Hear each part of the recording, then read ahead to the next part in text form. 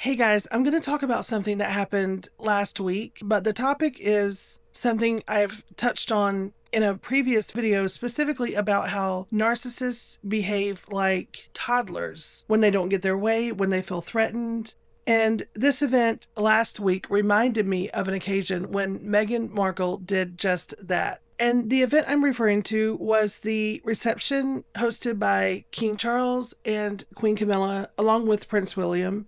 It was the annual reception for the diplomatic corps. It was held at Windsor Castle for the first time since 2001. And I love Windsor events because that means the Windsor uniform for the men. And King Charles looked so dapper. He wore the jacket with the scarlet collar and cuffs and the gold buttons. He wore the breeches with the garter and the stockings, and he wore the buckled shoes.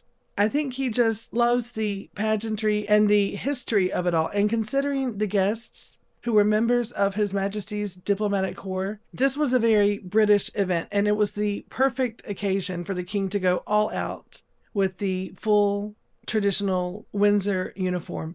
Prince William wore the jacket, but he always draws the line at the breeches. I know he appreciates tradition, but I think he would rather skip the stockings, just like the kilts. He skips the kilts, but he wore the pants or trousers that the other men who wear the Windsor uniform would also wear. Okay, I'm sorry. I went off script a little bit. Got a little carried away with the Windsor uniform. What caught my eye from pictures from this reception were the pictures of Queen Camilla wearing the Greville Emerald Kokoshnik tiara. And this is where Meghan comes in. So we last saw this tiara when Princess Eugenie wore it for her wedding. Her wedding was held just 5 months after Harry and Meghan's wedding. There were several reports that detailed tension during the wedding planning. Apparently, Meghan wanted to wear that tiara for her wedding, and that request was denied by the Queen. By all accounts, what a shock. Meghan did not take it well. She was told no, and she did not like it.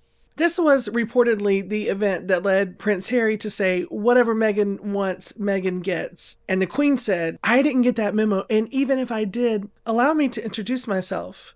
I'm the Queen. And because I said so is a perfectly valid response for me to give someone who wants to pitch a fit argue with me over a decision that is clearly mine to make.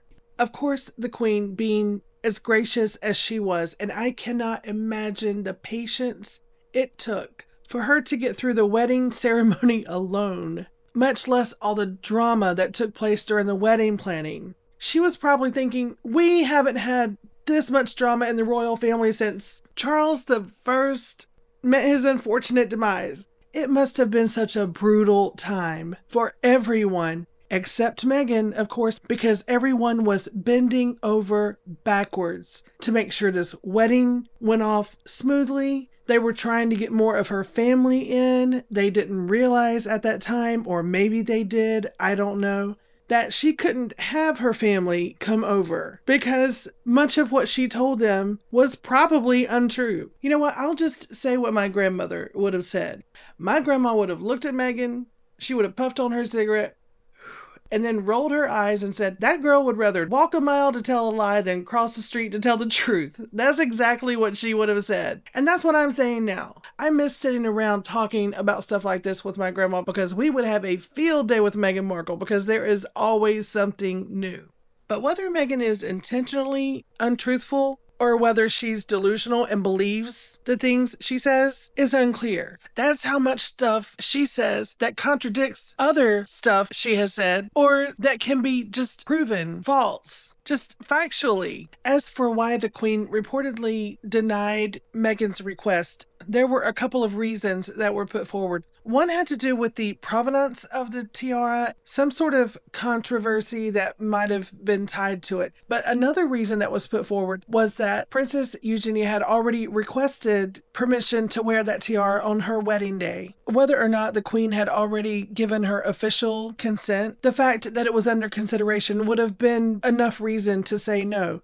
I said in that previous video when I mentioned this tiara that I am convinced that Meghan is just as angry today that she was told no as she was the day that it happened. Because that's how narcissists think. It's how they react. So when she was told no, it wouldn't have dawned on her that the queen would have had a perfectly valid reason. She would have taken it as a personal slight. She would have felt personally offended.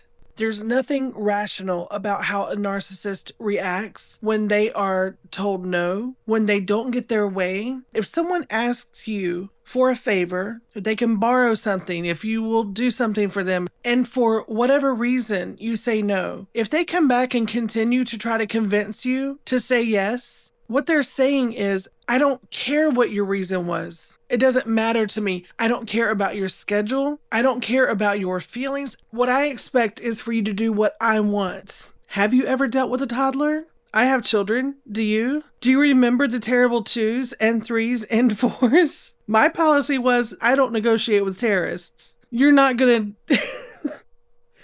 As cute as you are and as much as I love you, you are not going to emotionally blackmail me into giving in. And to be honest, I really don't feel comfortable using toddlers to illustrate this point because I feel like it's an insult to toddlers. Toddlers don't understand your reasoning. A narcissist understands perfectly and they just don't care. In fact, they make it a point to understand your reasoning for saying no because then they know how to counter it. They know how to undermine it. They know how to make you question it and ultimately how to manipulate you into changing your mind. Meghan knew about Prince Harry's grief. She knew about his depression, about the royal family wanting him to be happy.